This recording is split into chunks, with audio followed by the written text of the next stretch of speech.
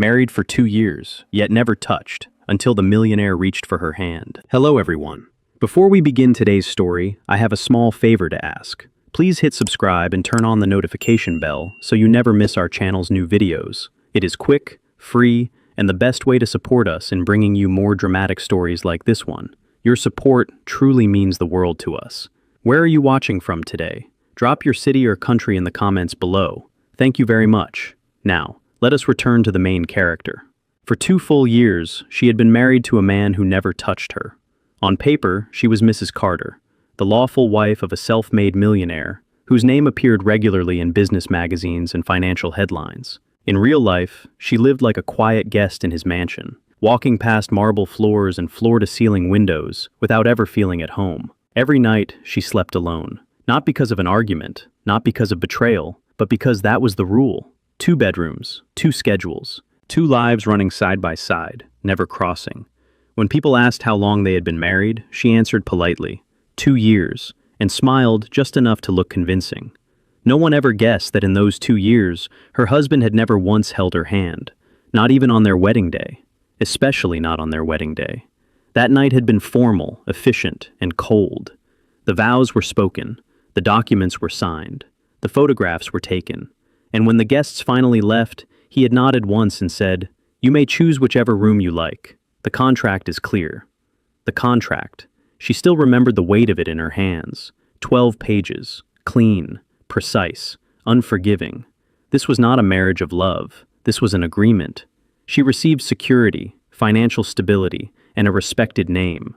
In return, she would play the role of the perfect wife in public and ask for nothing in private.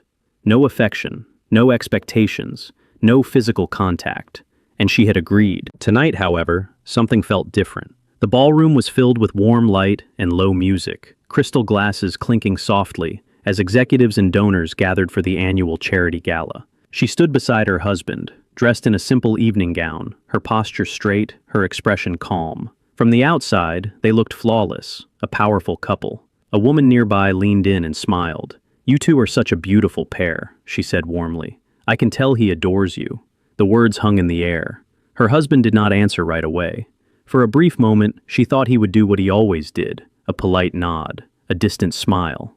Silence. Instead, she felt something warm close around her fingers. She froze.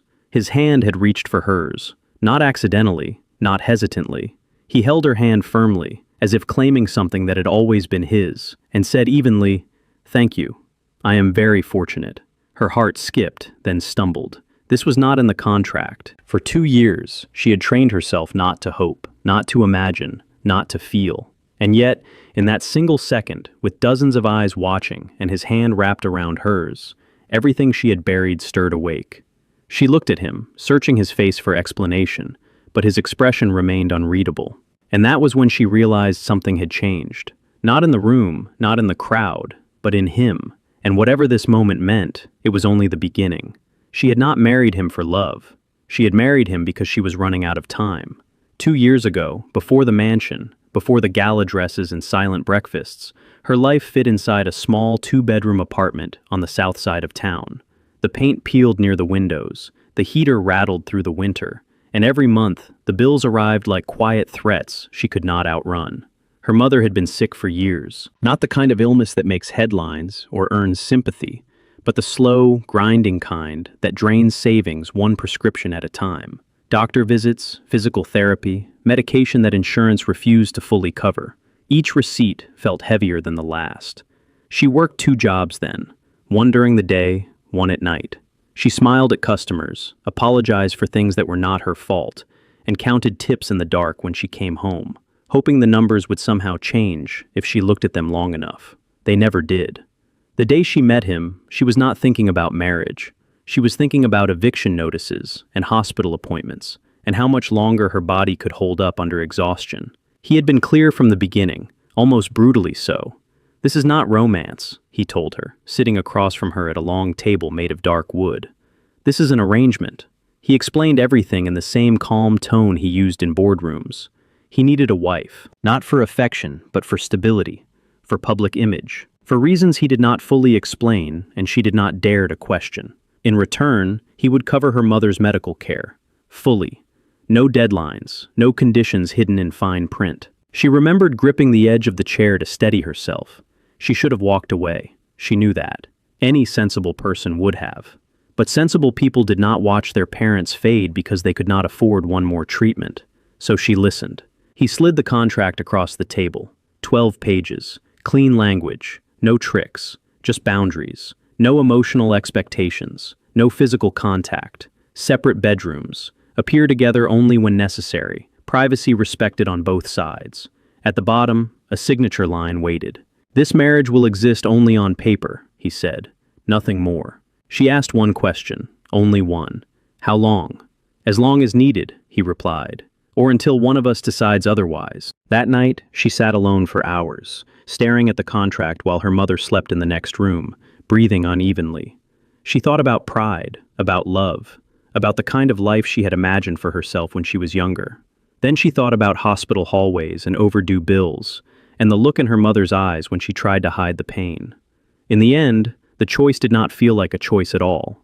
She signed. From that day forward, her life changed in every way except the one that mattered most. She moved into his house, but not into his world. She learned the schedule of the staff. She memorized which events required her presence and which did not. She became skilled at standing half a step behind him, smiling without speaking, existing without intruding. He was never cruel, never raised his voice, never crossed the lines he had drawn. In some ways that made it harder, because indifference left no bruises, only distance. Over time, she stopped expecting more. She told herself this was enough, that security was a form of happiness, that love was something other people could afford. And yet, standing beside him at the gala, with his hand wrapped around hers for the first time, she felt the fragile balance she had built begin to crack. She wondered if he remembered the contract, and she wondered, for the first time in 2 years, whether she still wanted to be protected by it. The contract governed everything. From the outside, their marriage looked effortless. Inside the house, it ran on rules as precise as a business operation. They rarely spoke in the mornings. Breakfast was taken at opposite ends of a long dining table, sunlight pouring in through tall windows while silence sat between them like a third presence. When he left for work, she nodded politely. When she left later, she did so quietly, as if sound itself might cross a boundary she was not meant to touch. The bedrooms were on opposite wings of the house. Hers was modest, chosen by her, untouched by luxury beyond necessity. His was larger, farther away, guarded by distance and closed doors. In 2 years, she had never stepped inside it, not once. She learned his habits without meaning to. The way he preferred black coffee, the exact time he returned home on weekdays, how he loosened his tie the moment he crossed the threshold, as if shedding the weight of the world room by room. He, in contrast, seemed to know almost nothing about her, and perhaps that was intentional. The contract stated that emotional involvement was unnecessary and discouraged. He followed that clause with discipline. No questions about her day, no comments on her silence, no curiosity that might blur the lines they had agreed upon. When they attended public events, everything changed. He would offer his arm, always at the same angle, always with the same practiced ease. She would place her hand lightly on his sleeve, never on his skin. Cameras would flash, smiles would appear. They looked like a couple who belonged to one another. The moment the doors closed behind them, the performance ended. Once, early in their marriage, she had tripped slightly while stepping out of a car. Instinctively, she reached for him. His body stiffened, not in anger, but in surprise. He steadied her without touching her directly, his hand hovering just close enough to help without crossing the line. "I am sorry," he said afterward, his voice controlled. "I should have warned you. Physical contact makes things complicated." She nodded, embarrassed, and never reached for him again. Over time, she adapted. She stopped flinching at the distance, stopped noticing the lack of warmth, stopped expecting anything beyond what had been promised. Or, so she told herself. Late at night, when the house was quiet and her thoughts grew louder, she would remember the way his hand had felt around hers at the gala. Firm, steady, intentional. That single moment replayed itself against every rule they had built. The next morning, she found the contract folded neatly on her desk. She had not placed it there. He had. A reminder. She read through it again, slowly. Each clause felt heavier than before. This marriage will remain professional in nature. No physical intimacy shall be expected or implied. Either party may terminate the agreement with reasonable notice. The words were unchanged, Only she was. That evening she saw him in the study, standing by the window, jacket still on, city lights reflecting faintly across the glass. She hesitated at the doorway, unsure why she had stopped there at all. Was yesterday necessary? She asked quietly. He turned to face her, his expression carefully neutral. Yes, he replied after a moment. Appearances matter. She nodded. That should have been enough. But as she turned to leave, his voice stopped her. You handled yourself well, he said, at the gala. It was the first compliment he had ever given her. She did not know how to respond. She only managed a soft thank you before retreating to her room, closing the door behind her with more force than intended. That night, sleep did not come easily, because for the first time since signing the contract, she realized something had shifted. Not in the rules, not in the house, but in the quiet space between them. And she sensed, with a mix of fear and hope, that the boundaries he had built so carefully were no longer as solid as he believed. Life inside the house settled into a rhythm that felt permanent. Weeks passed, then months. Days folded neatly into one another, each one resembling the last. If anyone had asked, she would have said she was comfortable, safe, provided for. And in many ways, that was true. But comfort was not warmth. She learned how to exist quietly beside him. She learned which hours the house felt empty, even when it was full. She learned that silence could be louder than arguments if it stretched long enough. Some mornings, she woke before dawn and padded softly through the kitchen, making coffee she never drank herself.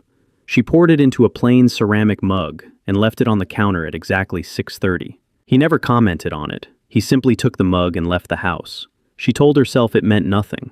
When he returned late from work, she sometimes left a light on in the hallway without realizing why. He never mentioned it, but the light was always turned off before morning. They moved around each other with careful precision, never colliding, never touching, as if both understood that the smallest mistake might shatter the fragile order they depended on. And yet, cracks appeared. One evening she came down with a fever. Nothing serious, just enough to leave her dizzy and unsteady. She tried to hide it, unwilling to disrupt the balance they had built. But she misjudged the stairs. She missed a step. He caught her before she could fall. For a brief second, his arms were around her, solid, real, unmistakable. She felt his breath hitch. She felt his hands tense, then release her almost immediately, as if burned by the contact. You should rest, he said, stepping back.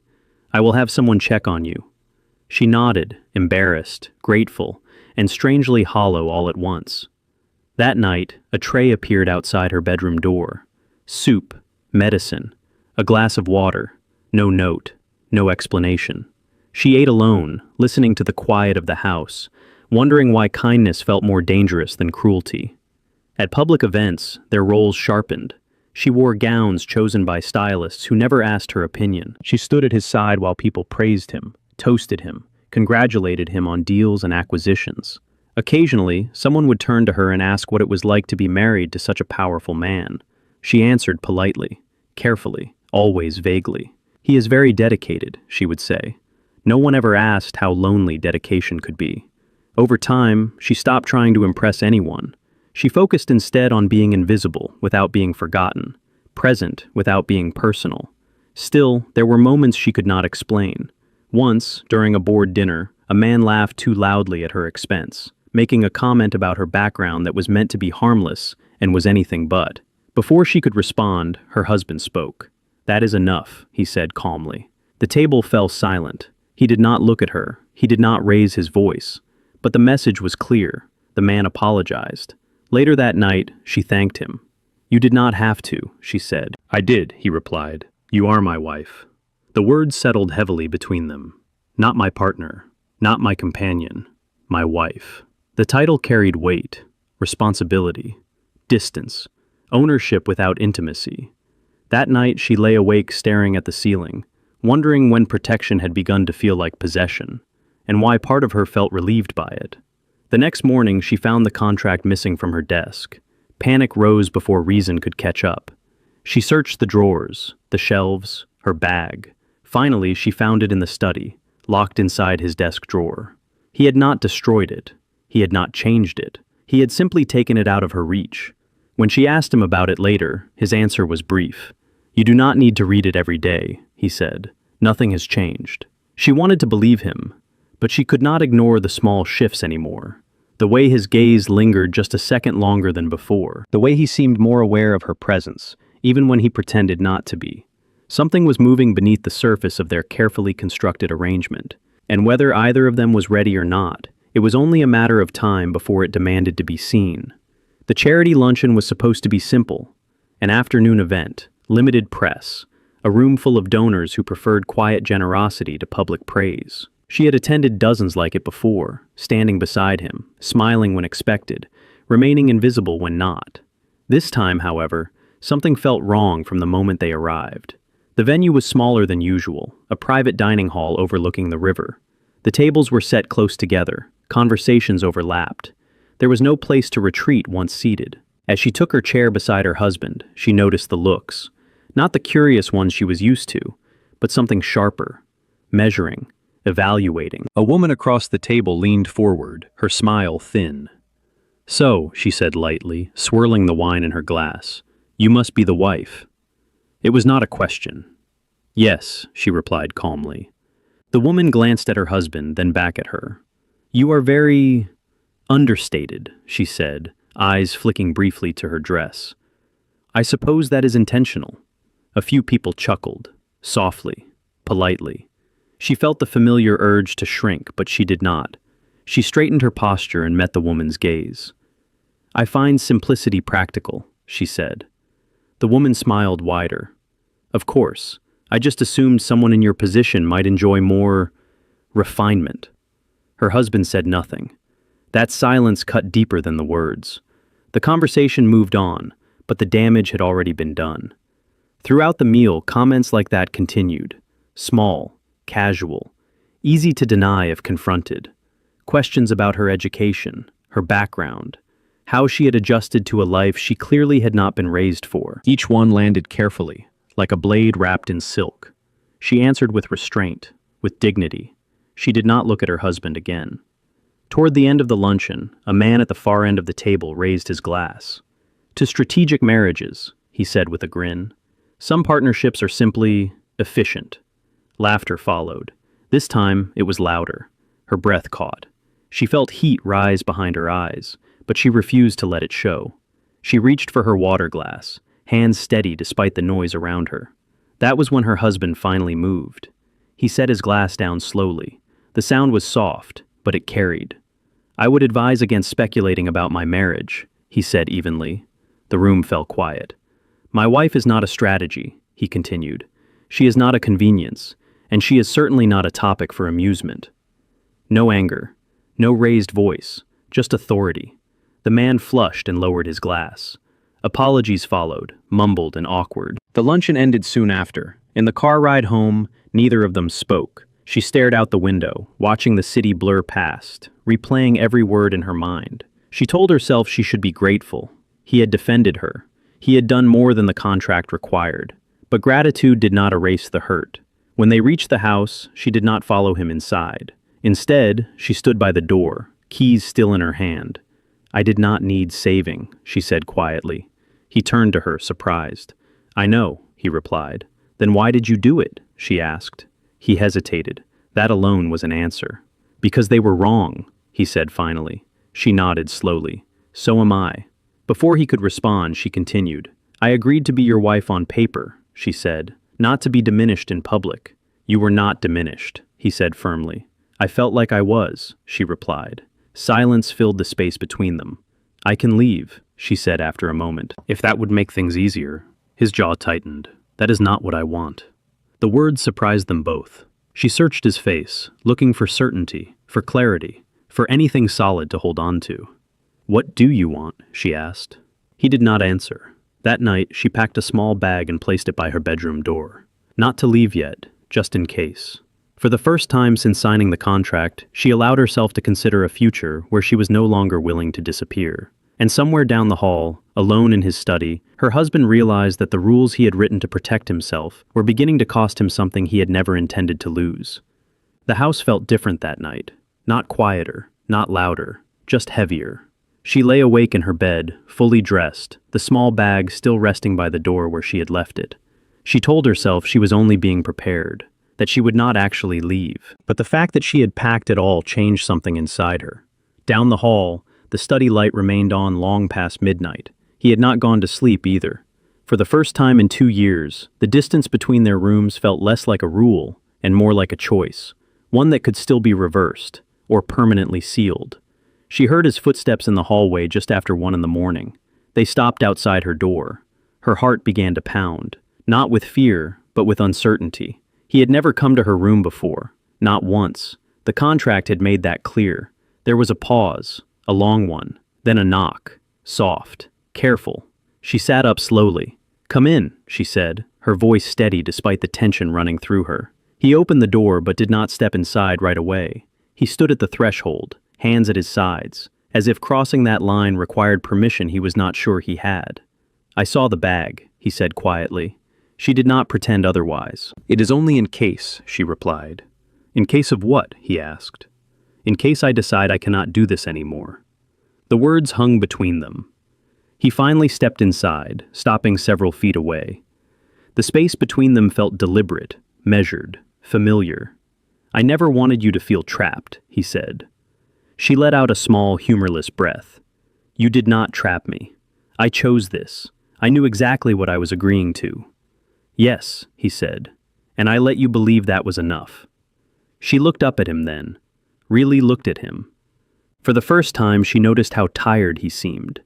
Not the polished exhaustion of long workdays, but something deeper, something older. "Why did you need this marriage so badly?" she asked. "Not the image, not the convenience, you." He hesitated, then moved to the chair near her window and sat down. He did not look at her as he spoke. "I was married once before," he said. The words were quiet, but they changed the air in the room. "She loved the idea of me," he continued. "The success, the control, the safety, but not the man underneath it." He paused. "When things became difficult, when I stopped being useful, she left. Not suddenly, gradually. She withdrew first, then she disappeared." She listened without interrupting. "I learned that intimacy creates leverage," he said, "and leverage can be used as a weapon." "So you built a marriage without intimacy," she said softly. "Yes." There was no pride in his answer, only honesty. "I thought if I controlled the terms, nothing could hurt me again," he continued.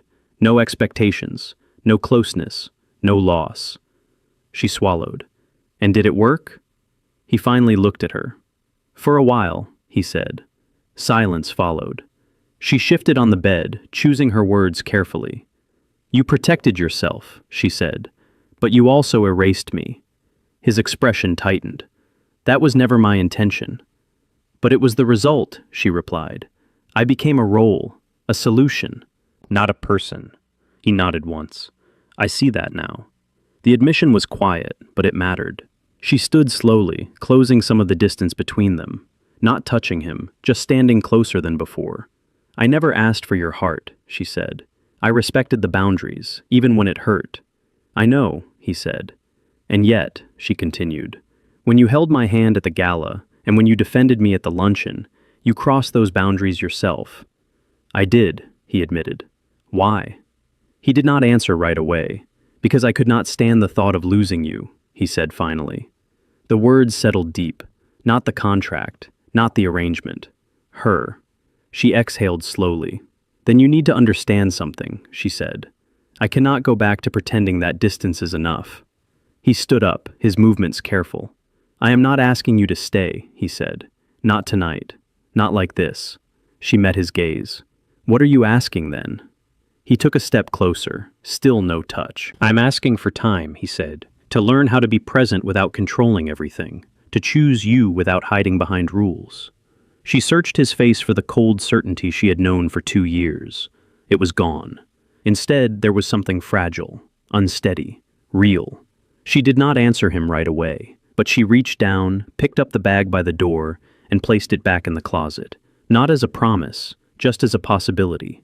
And for the first time, both of them understood that the contract was no longer the most powerful thing holding them together, or keeping them apart. The next test came sooner than either of them expected. 3 days later, he asked her to attend a corporate gala in New York City, larger than the charity luncheon, more press, more scrutiny, the kind of event where reputation was currency and every gesture would be examined.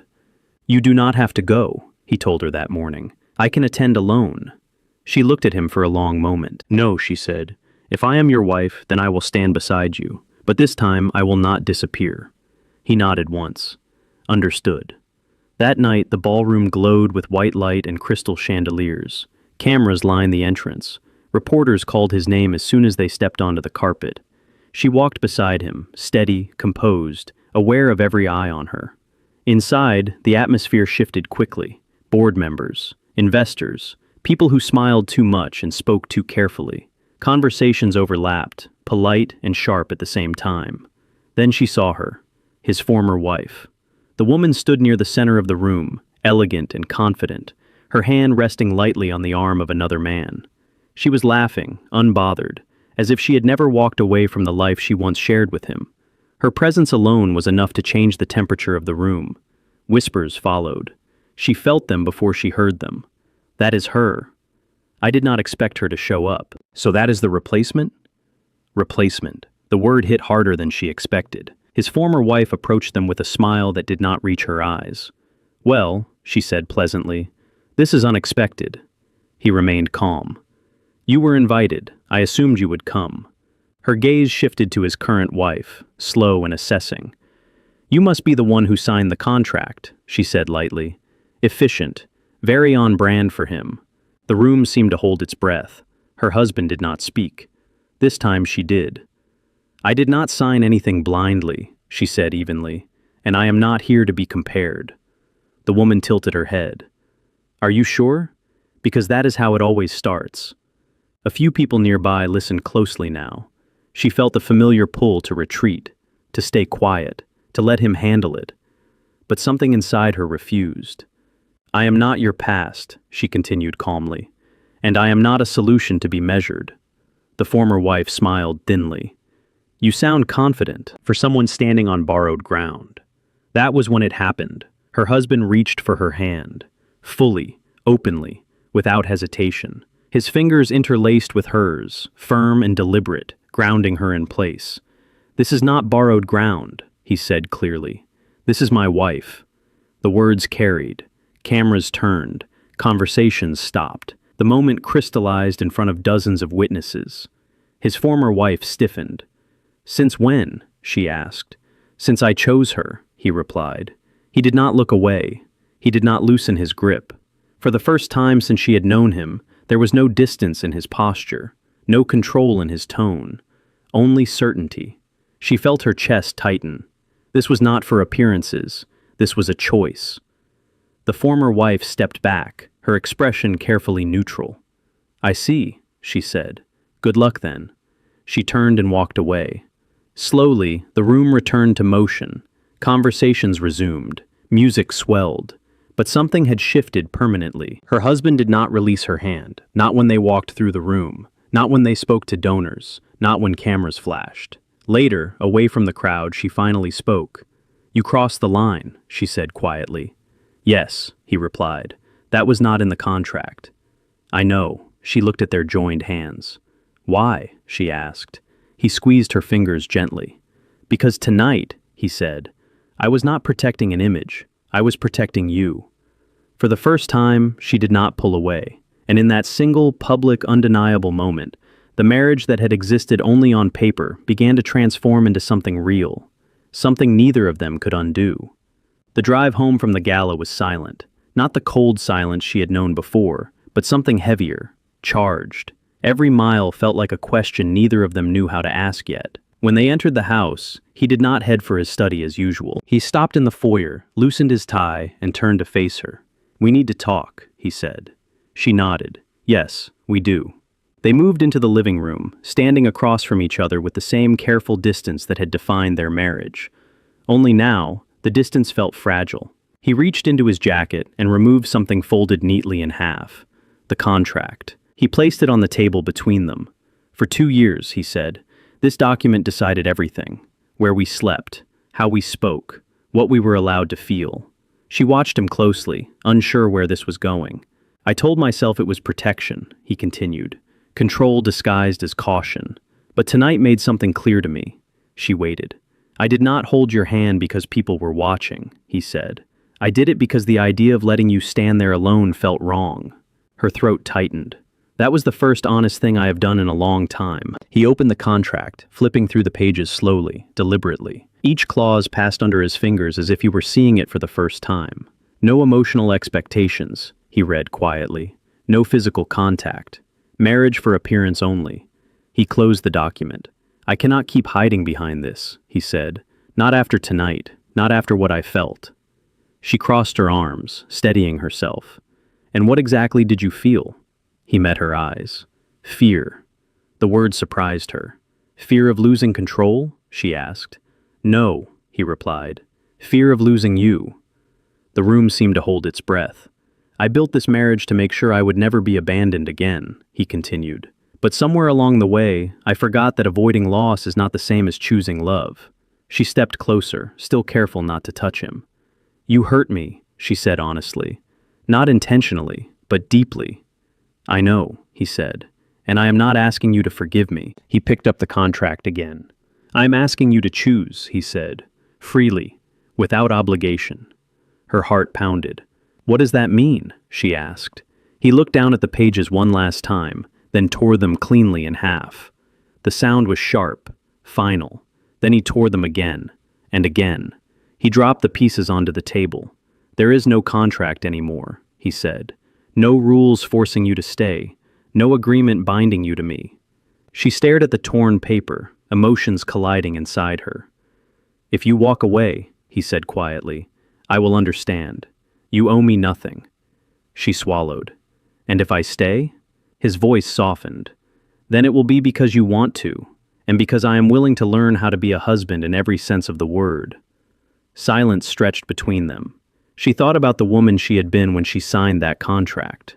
Tired, afraid, desperate to protect someone she loved. She thought about the woman she was now, standing, seen. Finally given a choice, she reached out slowly, stopping just short of touching him. I will not stay in a marriage where I am invisible, she said. You will not be, he replied without hesitation. I will not accept protection without partnership. I will give you both. I will not be owned, she finished. I do not want to own you, he said. I want to stand beside you. Her hand trembled slightly as she closed the final distance between them and rested her palm against his chest. Not an embrace, not yet, a test. He did not move, did not reach for her. He let her choose. For the first time since their wedding day, the future was not written on paper. It waited quietly between them, and this time, whatever came next would be real. Morning light filled the house in a way it never had before. Not because the walls had changed or the rooms were different, but because something inside them had finally shifted. She woke slowly, aware of the quiet, aware of the unfamiliar sense of calm. There had been no dramatic night, no rushed promises. After tearing the contract apart, they had simply stood there, letting the weight of that choice settle. For the first time, there was nothing forcing them forward. Later that morning, she found him in the kitchen. He stood by the counter, sleeves rolled up, awkwardly attempting to make breakfast. The sight stopped her in her tracks. In 2 years, she had never seen him here at this hour, let alone cooking. I was not sure what you like, he said when he noticed her, so I made options. She smiled faintly. That is a start. They ate together at the same side of the table, not across from each other, not in silence. The conversation was simple, unguarded, filled with pauses that felt comfortable instead of strained. After breakfast, he hesitated, then gestured toward the hallway. There is something I want to show you, he said. He led her to the other wing of the house, to his bedroom. The door was open. I have not slept here since last night, he said quietly. I did not want to assume anything.